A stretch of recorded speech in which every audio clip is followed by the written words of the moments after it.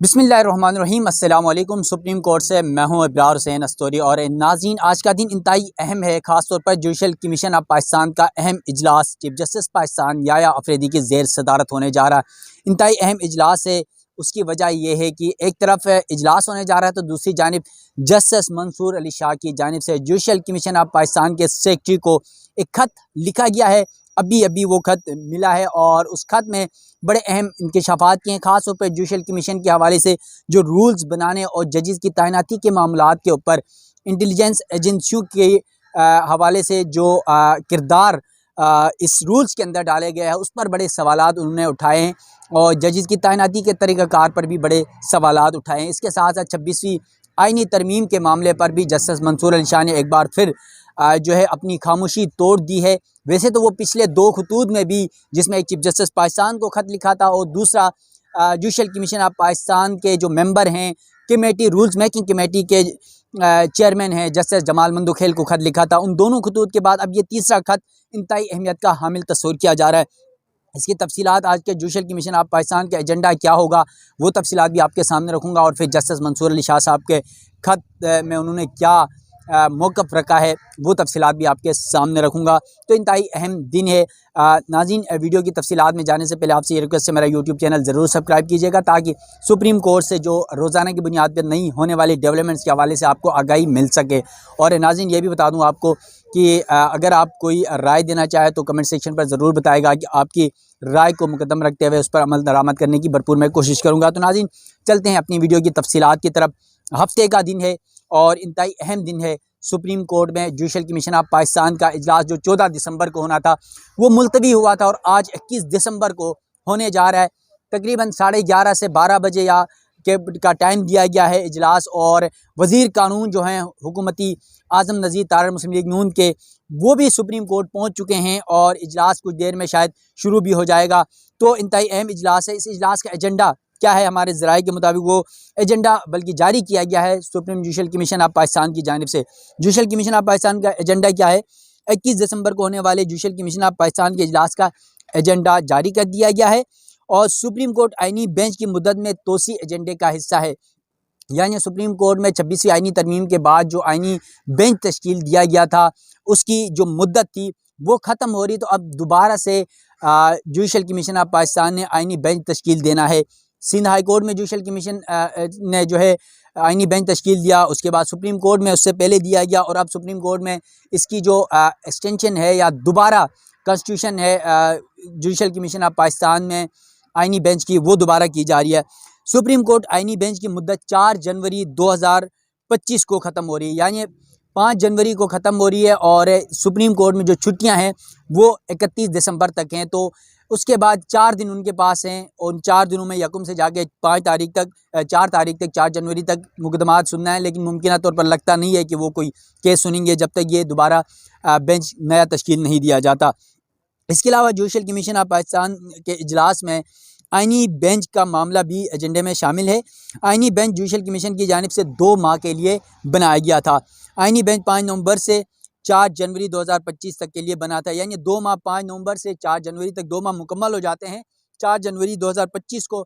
और उसके बाद जुडिशल कमीशन ऑफ पाकिस्तान दोबारा से आइनी बेंच तश्कील देगा। इसके अलावा जहाँ पर आज सुप्रीम कोर्ट में एक तरफ आइनी बेंच की तश्कील के साथ साथ जो आइनी मामलात हैं, इसके अलावा जो दीगर उमूर हैं, ख़ास तौर पर जजेस की तैनाती के मामले पर रूल्स कमेटी ने जो अपनी सिफारिशात जस्टिस जमाल मंदोखेल की सरबराही में कमेटी बनी थी, उस कमेटी ने रूल्स मेकिंग कमेटी, उसने अपने तमाम रूल्स बनाकर जुडिशल कमीशन ऑफ पाकिस्तान को भिजवा दिए गए थे। तो आज के इजलास में नंबर 1 तो यही होगा कि जो जुडिशल कमीशन के सामने रूल्स मेकिंग कमेटी ने जो सिफारिशात दी हैं उनका जायज़ा लिया जाएगा और उन जायज़े के बाद उसकी मंजूरी का मामला भी ज़ेर बेस आएगा। 13 रुकनी जुडिशल कमीशन ऑफ पाकिस्तान के मेंबरान चीफ जस्टिस याया अफरीदी के ज़ेर सदारत के इजलास में जो है तमाम तर मामलात को डिस्कस करेंगे। इसके अलावा नाज़रीन, एक तरफ जहाँ पर सुप्रीम कोर्ट में आज जुडिशल कमीशन ऑफ पाकिस्तान का अहम इजलास होने जा रहा है, वहीं पर जस्टिस मंसूर अली शाह जो सुप्रीम कोर्ट के सीनियर जज हैं, उन्होंने पहले भी 2 खतूत लिखे थे, एक चीफ जस्टिस पाकिस्तान को, जो एक जुडिशल कमीशन ऑफ पाकिस्तान को। उसके अलावा उन्होंने एक जो जुडिशल कमीशन ऑफ पाकिस्तान की जानिब से बनाई गई रूल्स मेकिंग कमेटी के चेयरमैन थे जस्टिस जमाल मंदोखेल, उनको भेजा था। इन 2-3 खतूत के बाद अब एक नया खत आज सामने आ गया है कमीशन इजलास से कबल, और इस इजलास में खत में जो है उन्होंने इंतहाई अहम सवालात उठाए हैं। वो क्या सवालात हैं जस्टिस मंसूर शाह साहब की जानिब से, वो तमाम तफसीलात आपके सामने रख लेता हूँ। जुडिशल कमीशन इजलास से पहले जस्टिस मंसूर अली शाह का एक और खत सामने आ गया है। जस्टिस मंसूर अली शाह ने यह खत सेक्रेटरी जुडिशल कमीशन को लिख दिया है। खत में जस्टिस मंसूर अली शाह लिखते हैं कि रूल्स में आईनी बेंच के लिए जजेस की तैनाती का मेकनिज़म होना चाहिए। आईनी बेंच में कितने जजेस हों इसका मेकनिज़म भी बनाना ज़रूरी है। इसके अलावा खत में जस्टिस मंसूर शाह साहब कहते हैं कि आईनी बेंच में जजेस की शमूलियत का पैमाना तय होना चाहिए। किसी जज ने आईनी तशरीह वाले कितने फ़ैसले लिखे, ये एक पैमाना हो सकता है।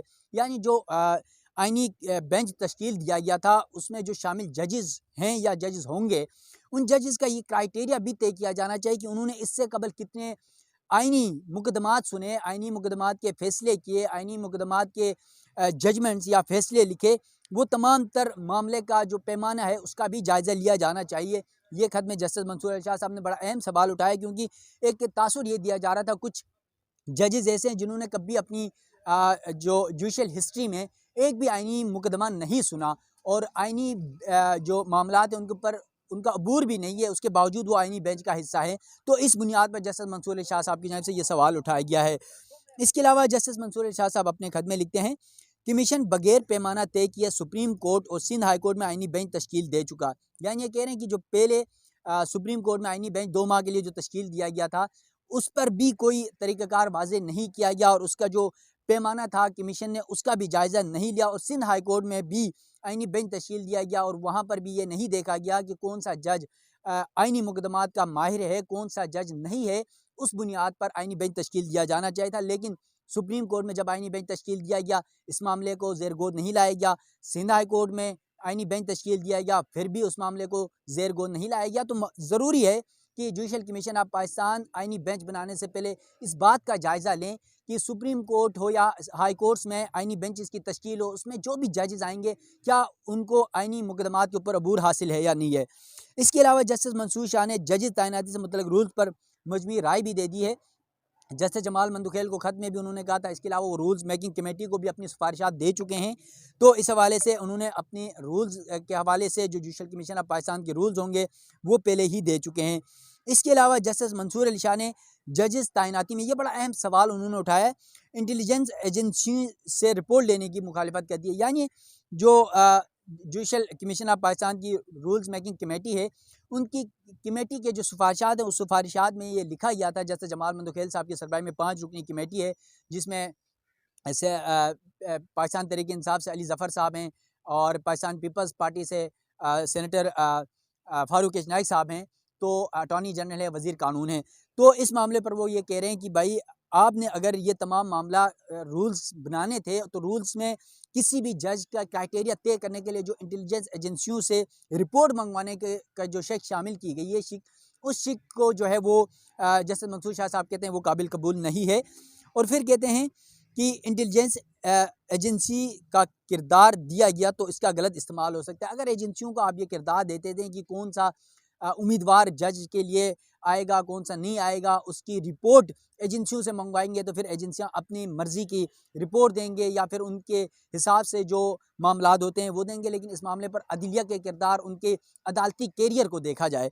इसके अलावा जस्टिस मंसूर शाह साहब ने खत में लिखा कि जुडिशल कमीशन में पहले ही अक्सरियत एग्जीक्यूटिव की है। यानी वो ये कहना चाह रहे हैं कि जो जुडिशल कमीशन ऑफ पाकिस्तान के 13 रुकनी कमेटी है, उस 13 रुकनी कमेटी में अदलिया के बजाय हुकूमत की ज़्यादा मेजॉरिटी है। उसकी वजह यह है, अब सुप्रीम कोर्ट के चीफ जस्टिस याया अफरीदी साहब हैं, जस्टिस मंसूर अली शाह साहब, जस्टिस मुनीब अख्तर साहब, जस्टिस अमीनुद्दीन खान, जस्टिस जमाल मंदुखेल साहब, ये 5 सुप्रीम कोर्ट के जजेस हैं। इसके अलावा अगर दीगर की हम बात कर लें तो 2 PTI के मेम्बरान मुमकिन तौर पर ये जुडिशल साइड पे जा सकते हैं, क्योंकि हुकूमत की मुखालिफत पे।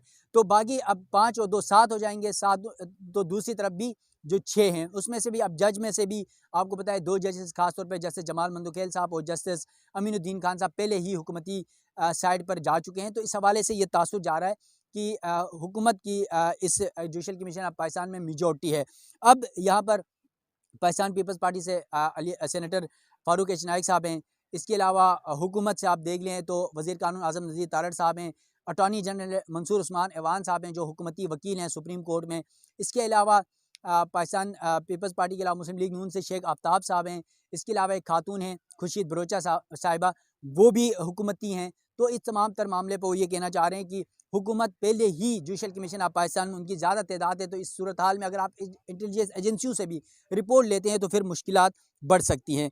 इसके अलावा जस्टिस मंसूर अली शाह साहब ने खत में लिखा है कि 26वीं आईनी तरमीम से मुतल्लिक अपनी पोजीशन पहले ही वाजे कर चुका हूँ। इस हवाले से फुल कोड बनाकर 26वीं तरमीम का जायज़ा लेना चाहिए।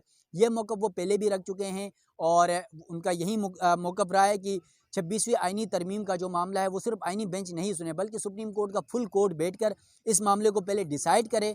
और ये मौक़िफ़ पहले दिन से जस्टिस मंसूर शाह साहब का है, ताकि एक दफ़ा सुप्रीम कोर्ट के तमाम जो जजेस हैं वो बैठ के फुल कोर्ट से ये डिसाइड कर लें कि 26वीं आईनी तरमीम आईनी कानूनी है या गैर कानूनी या गैर आईनी है। इस मामले को जब तक डिसाइड नहीं किया जाता है, सुप्रीम कोर्ट के आईनी बेंचेस की तश्कील भी ना दिया जाए और फिर जो आईनी मामलात हैं उसको भी रोके जाएँ। इसके अलावा जस्टिस मंसूर शाह साहब ने कहा कि रूल्स पर मेरी राय इस तरमीम और कमीशन की आईनी हैसियत तय होने से मशरूत है।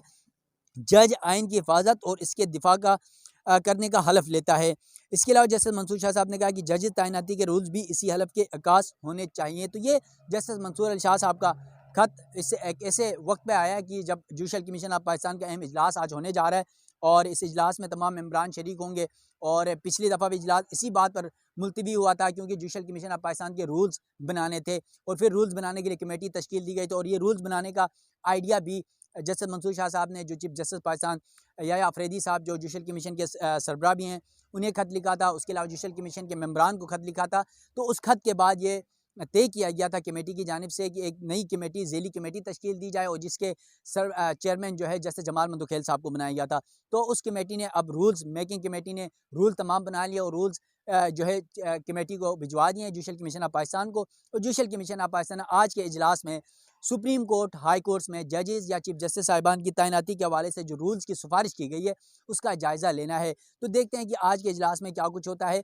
जब इजलास होगा तो इजलास से मज़ीद जो भी डेवलपमेंट्स होगी, क्या कुछ फैसले किए जाते हैं, वो तमाम तफसीलात आप नाज़रीन के सामने रखूँगा। सुप्रीम कोर्ट से मुझे दीजिएगा इजाज़त। अल्लाह हाफ़िज़।